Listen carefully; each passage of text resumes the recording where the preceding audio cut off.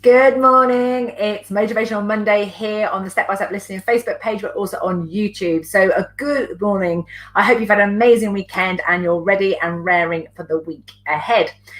3 things that you need to know about motivation.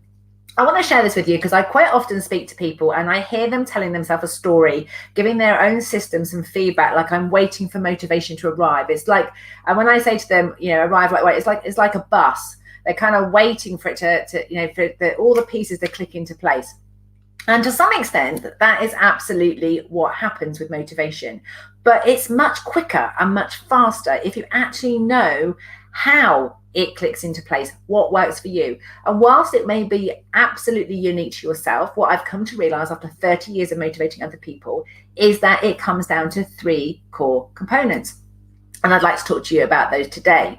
And the first one is clarity of what you want. So having worked with people, if I reflect back their words and I get absolutely clear about they say what they mean what they say, and they're not being mean to themselves when they say it, and they have absolutely made the decision, there is a good chance that they will remember what they want, why they want it, who they want it for, and they'll go ahead and do it. However, over 80% of the time, clarity is all that needs to be known. So just check in with yourself. If you're lacking motivation right now, have you actually made the decision? Or are you, shall I do it or shall I do it? So the number one thing is you have to decide. So one of the things I get involved with is like, shall I stay in the marriage or shan't I? Shall I keep the business going or shouldn't I? And you have to make that decision that you're either going to make the marriage work or make the business work, and make that decision. Now, sometimes, though, the reason why we can't make the decision is because our decision-making process is actually flawed. And so that comes down to the point number 2, which is our confidence. So when I work with clients, one of the things I discovered is people would be like, I know what I want, but they wouldn't be confident about getting it done. And it might be because they were blaming time, or their critic was not sure they were very good at decision-making, or they lacked confidence in actually themselves, or their ability to do the thing that they had to do. So they knew what they wanted. So it might be they want to quit the business or quit their job or quit the marriage. But the confidence to do that was because it was worried about what other people thought. And so they lost confidence. So one of the things that you can do to make sure that you activate your motivation to take action on your decisions is, first and foremost, is absolutely 100% understanding how you make decisions in the first place. And when I go through this with clients, is we'll often find that some people are very logically made, where they're sort of like, do I have the money? Can I do this? And there's not much emotion in it. And other people are very emotively driven by their decision making. And the logical part and the emotional part of the brain need to be honoured and checked to make sure what's the impact of those decisions that you're going to make. And if you are making decisions from a place of flight, fight, or freeze, i.e. trying not to upset people, trying to keep the peace, trying to avoid rejection, avoid conflict, there's a good chance that the decision that you're making isn't the one you really want. It's just one that's going to protect you from upsetting people. And if you haven't got the confidence in yourself to be different, or to be able to listen to them not being okay with your decision, you're always going to get stuck in this state of indecision going forward. So the way that you build confidence, in my experience, is that the more you know yourself, the better you know yourself, the more informed you are going to be about how you're making decisions. And the 6 core models that I've worked with my clients over the last 12 years is understanding how you work at your best, learn at your best, and live at your best. Then you've got a foundation of your own personal patterns, how you do you. Also being curious about your decision-making model, your experience of time. If you're somebody that sort of like runs frenetically, like, I haven't got enough time, and then so somebody else is like, oh, there's all the time in the world, really laid back.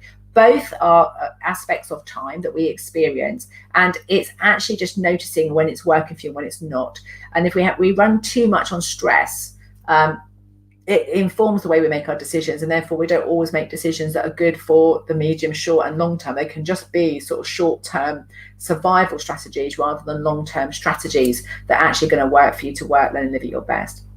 And then once you've got your 3 working, learning, living models, and you know how you do decision making time, that then informs and allows you to be better at planning.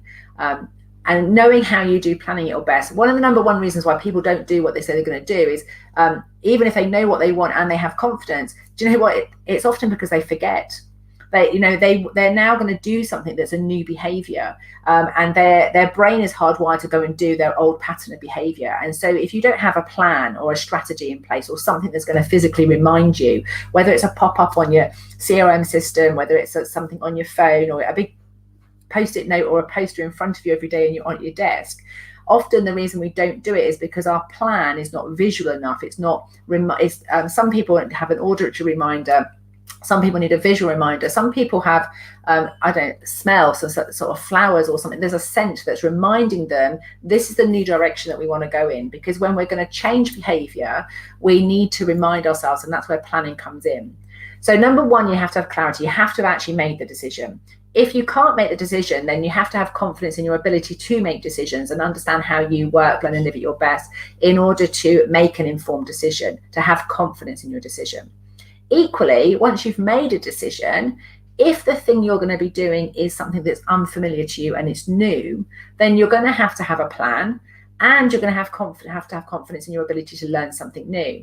And this is where, if you've got an absolute clarity of your learning model, it doesn't matter what the clarity thing is and what the thing is, even if it involves change, you'll know how you do you, and you'll know how you do learning. And anything that we're doing that's unfamiliar, uncomfortable, a little bit of a stretch, our system works against us. It kind of wants to keep us safe with familiar. Equally, if we do it's familiar all the time, it gets bored. So we've always got this little bit of tussle going on. When you know your model for learning at your best, you'll understand and recognize those icky bits where it's like feeling uncomfortable. But rather than thinking, oh, this is something that's wrong, I need to retreat and double check my decision. Maybe I've made the wrong decision. You go, oh, I'm in my learning process. This is familiar. I get this. This is meant to happen. This has happened so many other times before. And so number one reason for a thing to get motivation kickstarted is to make a decision. Second one is to have confidence in decision making and your ability to learn and to adapt to new information and change a new way of being, a new way of doing things. And often we need a plan for that in order to remind our system and ourselves that this is the new way we want to behave today. And the third thing that comes into play and impacts all of this, and sometimes, and many of my clients start with me on this, is you have to change the way you give, receive, and invite feedback. If you are constantly putting yourself down, constantly saying to yourself, you're not very good or you're not good enough, or you interpret what other people are doing and you compare and contrast and you think you're not as good as them or they're better than you, if you have an internal dialogue of feedback like that, when you're asked what you'd like to have happen, your system, in order to protect you, is going to limit what it will allow you to access information to. And it's going to make sure you only ask for what it thinks will keep you safe. Now, that is not necessarily the same as what will keep you happy, fulfilled, and motivated and ready to take action. So learning to manage your inner critic, to be consciously aware of that inner thought that's going on, and unpacking that and transforming that from overwhelm of all the things that doesn't work to clarity of what you want and confidence in what works for you. That's when those three, if you imagine three circles overlapping: clarity, confidence, and change. Clarity of what you want, confidence in the way that you work, and changing the way that you give, receive, and invite feedback. Motivation is in the middle there. And what tends to happen is that people have motivation that suddenly appears and they think it's magical, and then they're kind of waiting for that to happen. But what if you could consciously drill down and get clarity of what you wanted? What if you could have absolute confidence in the way that you made your decisions, and that you had a process and a support network around you to consciously change the way that you invite, give, and receive feedback? Because the way that you engage with feedback, the way that you listen to feedback will ultimately impact what your conscious and subconscious thoughts are accumulating. And every decision you make today is based on that data that you're keeping within you. And if you're not even consciously aware that you're keeping it, and you're holding on to all the stuff that doesn't work but not keeping an eye on the stuff that's really working, it will dip motivation. So that's today's video. I can see there's 2 people live. I haven't seen any comments, but hopefully that's useful to you today. Have an amazing Monday. I'd love to hear for you.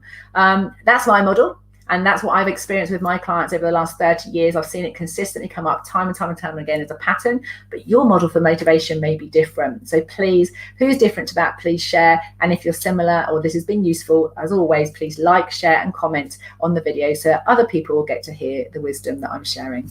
Have a fantastic Monday. Speak to you all soon.